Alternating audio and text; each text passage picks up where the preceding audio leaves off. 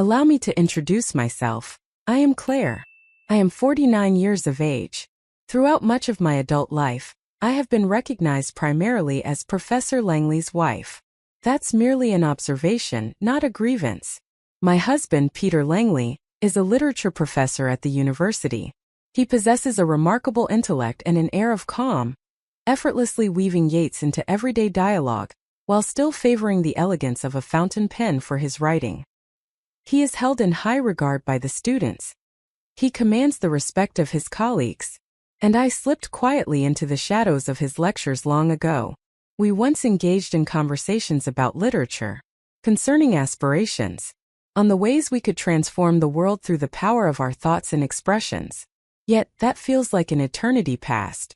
Before the faculty dinner settled into a familiar rhythm, before his sabbaticals transformed into serene, self-indulgent retreats, before our marriage started to resemble a story with an ending already penned, though neither of us possessed the courage to turn the last page. I was employed in the development office of the university, identical grounds yet a universe apart. I would acknowledge students who greeted me with a courteous wave, unaware of my identity. With the exception of the select few who would grace our home for dinner, Peter's cherished students. Radiant, eloquent, driven. All eyes were fixed on Peter, as if he possessed the very keys to their deepest aspirations. Yet one among them gazed at me in a way that felt distinct. He was known as Julian Rivera, 23, senior on the brink of graduation, lofty, adorned with dark curls that perpetually appeared to be a mere breeze away from disorder. His voice was smooth yet rough, reminiscent of honey drizzled over stones, and his eyes didn't merely look, they scrutinized with intent. He held the esteemed position of being Peter's favorite student. He created an atmosphere where I felt as though I was the sole focus of attention in that space. It was during one of our department dinners that I first became aware of it. As I meticulously arranged the wine glasses, I took a moment to check on the roast simmering in the oven. Peter sat in the study, diligently revising his lecture notes as he often did. Julian showed up ahead of time, assisted in bringing in the drinks, engaged in light conversation with me in the kitchen. I recall him leaning against the counter, his gaze unwavering as it met mine, and he remarked, "I often ponder what sort of individual finds themselves with someone like Professor Langley." A chuckle escaped me. "Are you suggesting dull and studious?" "No," he replied, his gaze unwavering. "I mean someone capable of matching his profoundness." A moment of silence lingered in the air. Not unsuitable, yet electrified. The remainder of the evening unfolded in a haze of scholarly discussions, the gentle clinking of wine glasses, and the soft echoes of piano jazz in the background. Yet each time I moved past Julian to refill a glass or deliver dessert, I sensed his gaze, gentle, inquisitive, and lingering just a heartbeat longer than necessary.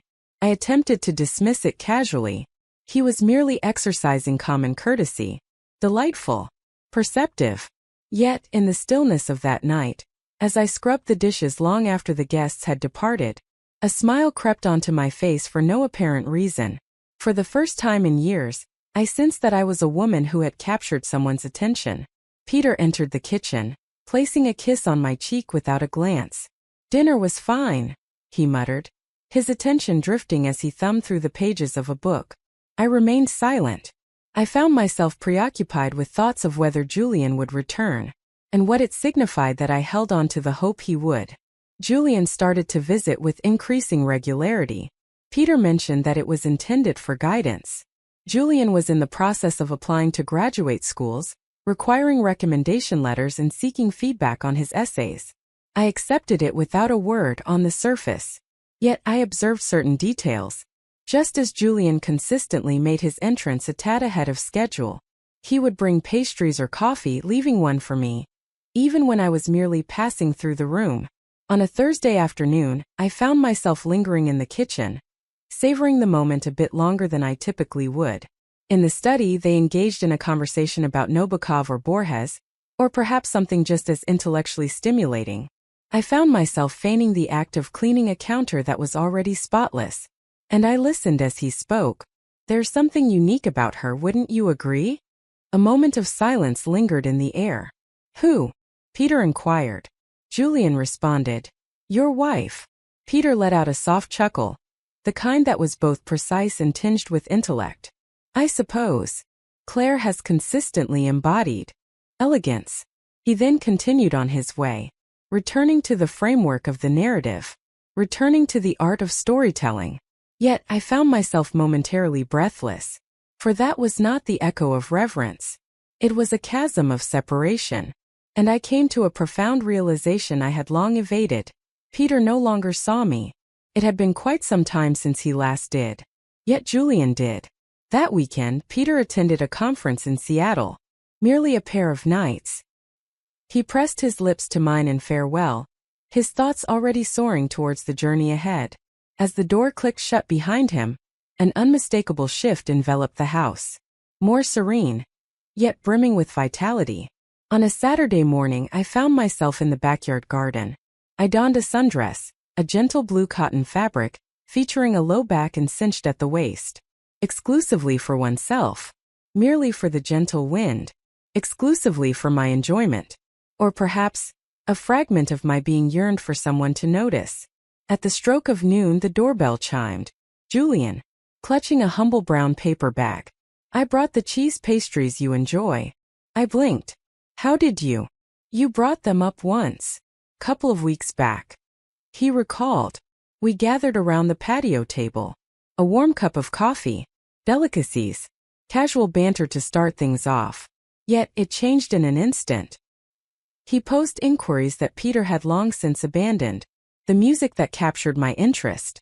Though I still penned verses, I did so in silence, keeping it a secret for years. If I were happy. The final question lingered, suspended in the atmosphere. My gaze fell upon him. Truly examined. His jaw clenched. His fingers gently wrapped around the warm coffee mug. I replied, on certain days. He inclined his head with deliberation.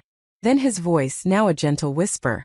Sometimes I believe that individuals like you are destined to be witnessed by someone capable of bearing the depth of your presence. My heart faltered, as if it had not braced itself for such raw candor. I hadn't fully grasped how much I needed to hear those words. I turned my gaze aside. In that moment I sensed it. His eyes held a captivating intensity, not assertive, free from desire, yet filled with awe. I felt as though I was a masterpiece. He observed me in silence, hesitant to raise his voice and disrupt the fragile atmosphere. I rose to my feet, not to bring it to a close. Yet it was the necessity of breath that compelled me.